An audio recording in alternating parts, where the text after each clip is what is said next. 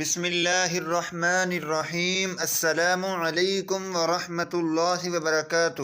غزوہ خندق کے موقع پر ایک رات سخت آندھی اور شدید سردی تھی۔ حضور نبی کریم صلی اللہ علیہ وآلہ وسلم نے ایک جانثار کو دشمنوں کی خبر لانے کا حکم فرمایا اور دعا دی، اے اللہ تو اس کی حفاظت فرما، سامنے سے اور پیچھے سے، دائیں سے اور بائیں سے، اوپر سے اور نیچے سے۔ وہ جانثار صحابی رضی اللہ تعالی عنہ کہتے ہیں کہ دعائے نبوی کے بعد گویا مجھ سے سردی بالکل جاتی رہی۔ ہر قدم پر یوں معلوم ہو رہا تھا کہ گرمی میں چل رہا ہوں۔ دشمنوں کا جائزہ لے کر رسول اللہ صلی اللہ علیہ وآلہ وسلم کی خدمت میں حاضر ہوا اور حالات گوش گزار کیے۔ تب سردی کا احساس ہوا۔ پیارے آقا صلی اللہ علیہ وآلہ وسلم نے مجھے اپنے قریب کیا اور قدمین مبارکہ کے پاس سونے کے لیے جگہ دے دی، پھر اپنی بابرکت چادر کا کنارہ مجھ پر ڈال دیا۔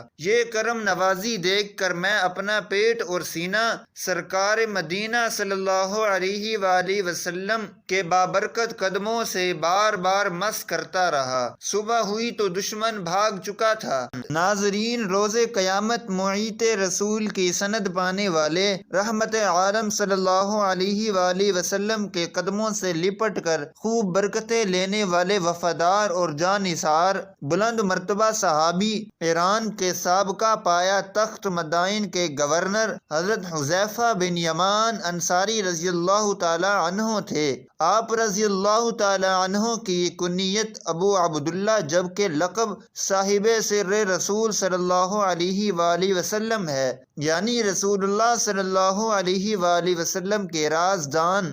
آپ رضی اللہ تعالی عنہ کے والد ماجد کا نام حضرت حسن یا حضرت حسین تھا، مگر یمان کے لقب سے مشہور ہوئے۔ مکہ مکرمہ کے قبیلہ عبد سے تعلق تھا۔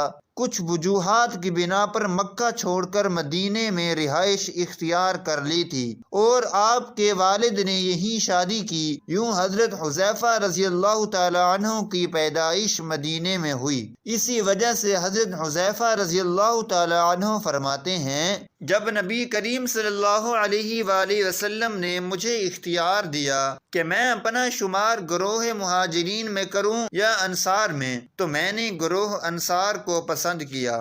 آپ رضی اللہ تعالی عنہ منافقین اور علامات نفاق کی خوب پہچان رکھتے تھے، چونکہ ایک مرتبہ حضور نبی کریم صلی اللہ علیہ وآلہ وسلم نے آپ رضی اللہ تعالی عنہ کو اپنے قریب بلایا اور ایک منافق کا نام بتایا۔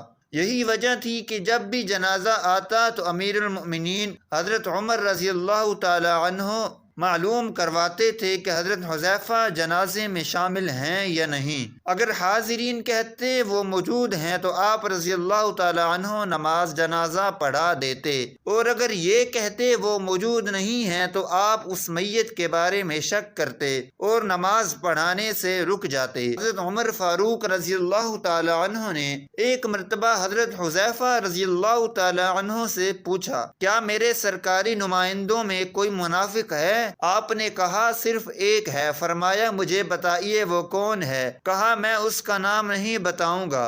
حضرت حذیفہ رضی اللہ تعالی عنہ فرماتے ہیں، تھوڑے عرصے ہی بعد حضرت عمر رضی اللہ تعالی عنہ نے اس نمائندے کو منصب سے الگ کر دیا۔ مجھے یوں معلوم ہوا کہ اس سلسلے میں اللہ تعالی نے حضرت عمر رضی اللہ تعالی عنہ کی رہنمائی فرمائی۔ ایک مقام پر آپ رضی اللہ تعالی عنہ فرماتے ہیں کہ اللہ کی قسم میں نہیں جانتا کہ میرے ساتھی بھول گئے ہیں یا جانتے ہوئے انجان بن رہے ہیں۔ واللہ دنیا کے خاتمے تک جتنے بھی ایسے فتنے پرور لوگ آئیں گے جن کے پیروکار 300 یا اس سے زائد ہوں گے، ان سب کا نام، ان سب کے باپوں کا نام، ان کے قبیلوں کا نام رسول اللہ صلی اللہ علیہ وآلہ وسلم نے ہمیں بتا دیا ہے۔ حضرت عمر فاروق رضی اللہ تعالی عنہ جب کسی شخص کو کوئی عہدہ سپرد فرماتے تو وہاں کے لوگوں کے نام یہ تحریر دیتے کہ جب تک یہ تمہارے درمیان عدل کرے تو تم ان کی اطاعت کرنا، لیکن آپ رضی اللہ تعالی عنہ کو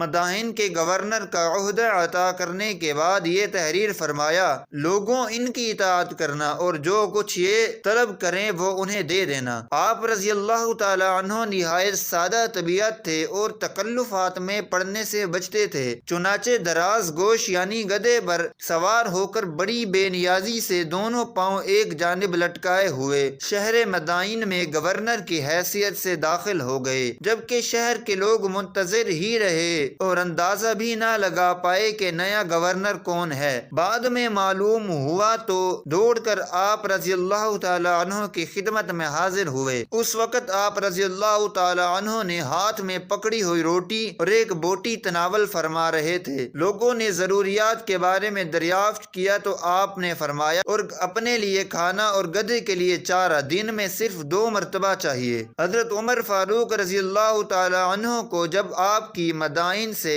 واپسی کی اطلاع ملی تو مدینے آنے والے راستے پر آپ کا انتظار کرنے لگے تاکہ آپ کی پہلے والی اور موجودہ حالت کو ملاحظہ فرما سکیں۔ جب آپ رضی اللہ تعالی عنہ کو پہلی حالت پر دیکھا یعنی گورنری کے بعد بھی خالی ہی ہاتھ تھے تو خوش ہو کر آپ کو گلے سے لگا لیا اور فرمایا: تم میرے بھائی اور میں تمہارا بھائی ہوں۔ آپ رضی اللہ تعالی عنہ نے غزوہ بدر کے علاوہ تمام غزوات میں شرکت کی۔ دور فاروقی میں نہاؤنڈ کی جنگ میں امیر لشکر حضرت نعمان بن مقرن رضی اللہ تعالی عنہ کی شہادت کے بعد جھنڈا اپنے ہاتھ میں لیا۔ 22 ہجری میں ہمدان، رے اور دینور کی فتوحات کا